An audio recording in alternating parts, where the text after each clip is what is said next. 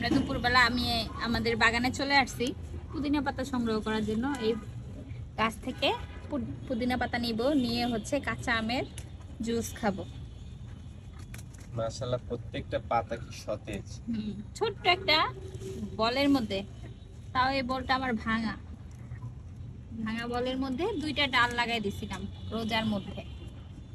আর এই থেকে আমার পুরা বিল্ডিং এর মানে আমার চাহিদা তো পূরণ করতেছে, প্লাস হচ্ছে আমাদের বিল্ডিং এ যাদেরই হচ্ছে পুদিনা পাতা লাগে এইখান থেকে এসে নিয়ে যায়। একটু বেশি করে নিলাম কারণ বাচ্চাদের চিকেন ফ্রাই ম্যারিনেট করব। তো ওরা আবার হচ্ছে পুদিনা পাতা দিয়ে ম্যারিনেট করলে গ্রানটাও খুব ভালো আসে আর টেস্টটাও খুব ভালো হয়, ওরা পছন্দ করে। আর হচ্ছে আমার সাহেব অফিস থেকে আসছে, তো আসার পরে সে হচ্ছে যেহেতু গরমের দিন আমের সিজন, কাঁচা আমের জুস খায়। আর জুস করার আগে আমি এরকম 2-4টা পুদিনা পাতার ডাল নিয়ে যাই আর গাছ থেকে লেবু সংগ্রহ করি, করে তারপর হচ্ছে জুসটা রেডি করি। চলো আমরা একটা লেবু নিয়ে নিই গাছ থেকে।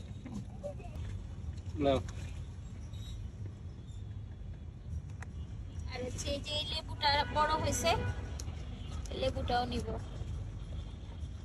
আমের সাথে লেবু দিবা? হ্যাঁ, একটু লেবু দিলে স্মেল ভালো হয়।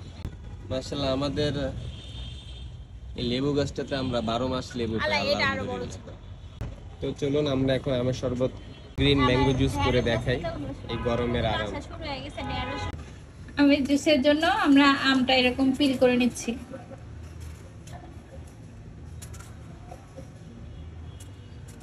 কাঁচা আমরও তো খুব সুন্দর একটা গ্রান আছে।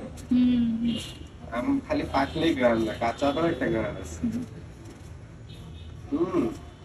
কাঁচাটা তো মনে হয় কেমন যেন একটা টক টক একটা লোভনীয় একটা জিভে পানি চলে আসে ওরকম।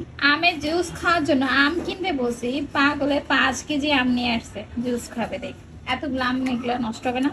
এখন চিন্তা করছে এই আম দিয়ে হয় আচার বানাবো, নাহলে মোরব্বা বানাবো, আর দেখা যাক কি বানাই।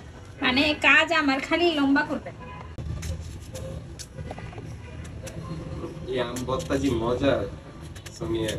আম ভর্তা খাবো না, পাশে কাসুন্দি আছে। কাসুন্দি দিয়ে একটা আম ভর্তা খেতে হবে, আগে আমের জুস খাই নি। গ্রিন ম্যাঙ্গো জুস চাইলেই বাসায় বানায় খাওয়া যায়। আমরি অনেক কিছু।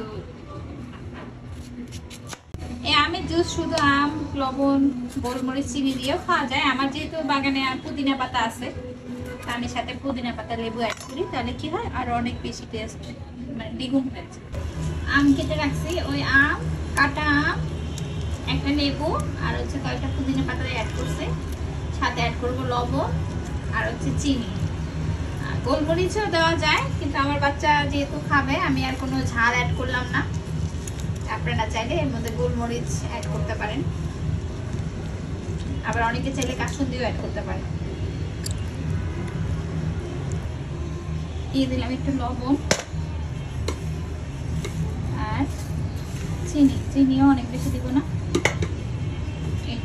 এখন এটা সামান্য পানি দিয়ে ব্লেন্ড করব, করে পরে হচ্ছে আমি আরো বেশি পানি দিয়ে পরে অ্যাড করব। আগে এটা সামান্য পানি দিয়ে ব্লেন্ড করে নেব। তো আলহামদুলিল্লাহ আমাদের গ্রিন ম্যাঙ্গো জুস রেডি, মাশাআল্লাহ। তো কার কার গ্রিন ম্যাঙ্গো জুস পছন্দ অবশ্যই কমেন্টে জানাবেন। আর এই গরমে বাচ্চাদের, পরিবারে এবং সবার জন্য এই জুসটা খুবই উপকারী। তো আমাদের আজকের ভিডিও এই পর্যন্ত। সবাই ভালো থাকবেন, সুস্থ থাকবেন, আমাদের জন্য দোয়া করবেন। আল্লাহ হাফেজ।